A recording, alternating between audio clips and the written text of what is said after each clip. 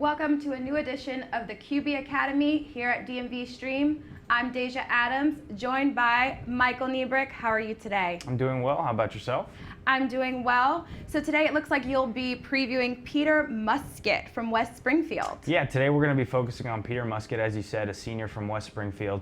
He's a 6'2", 190-pound guy, and he's a true dual threat quarterback, and that's where you see a lot of his big-time plays happen. Last year he threw for 2,700 yards, 26 touchdowns. He also ran for 475 yards and 6 touchdowns. So a true dual threat guy, does a lot of good things in his decision-making processes because of that dual threat ability. He doesn't try and force the ball down the field. Instead, he just takes what the defense gives him, uses his legs, uses his arm equally well. So he's a fun player to watch. Like I said, a true dual threat guy that you don't see a lot around this area. So a fun player to watch. Great, sounds like a dual threat indeed. Let's go ahead and look at some of the footage from the previous games. So this first one, I just kind of want to focus on, again, his decision-making and athleticism. He does a really nice job at making good decisions with the football because of his ability to run. He doesn't try and force things. He just uses his athleticism to make a play, and that's what we see here. He just takes his drop, sees nothing open, steps up in the pocket, and takes off. Now, he's not the fastest guy in terms of numbers, but what you see here just on that clip, he's sneaky fast when he runs the football, and that's kind of, you see a lot of big plays when he's running, and you kind of wonder how does he get loose, because his numbers aren't there.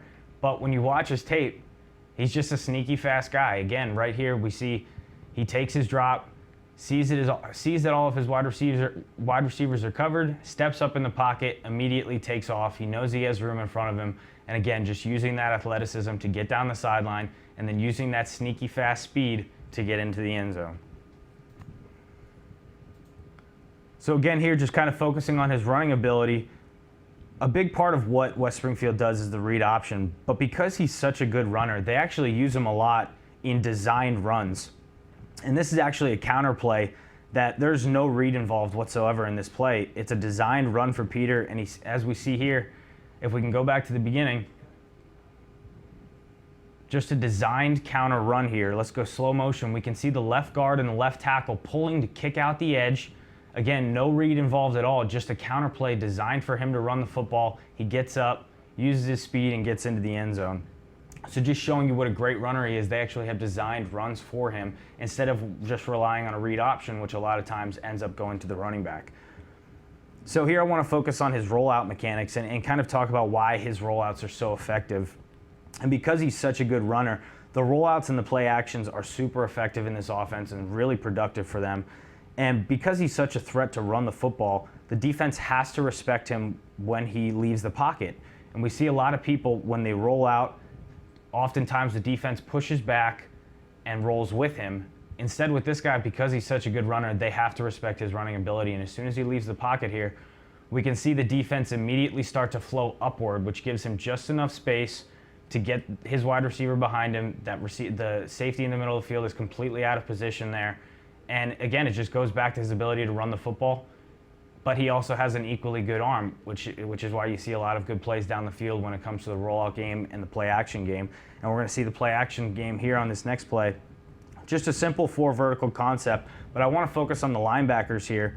And the linebackers, as they see this play, they see the play fake and they're immediately sucked up into the line of scrimmage, which completely takes them out of the play. And a lot of times on 4 vertical concepts, if we can go back to the beginning, on 4 vertical concepts, those linebackers are those are the guys that get in the way of these down the field, middle of the field throws. So he does a good job just using that play fake to suck up those linebackers. And now I want to focus on the safety right on that hash mark towards the top of the screen. Let's go slow motion here. As he does this play fake, watch this one step up. That's all it takes.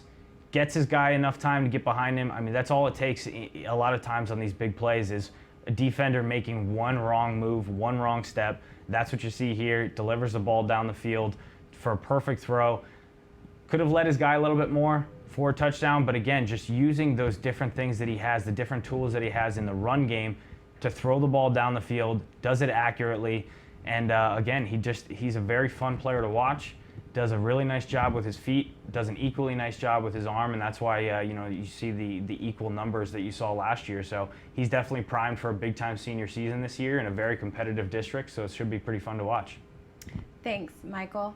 If you want to tune in to see new episodes of the QB Academy, be sure to come to DMVSTREAM.com.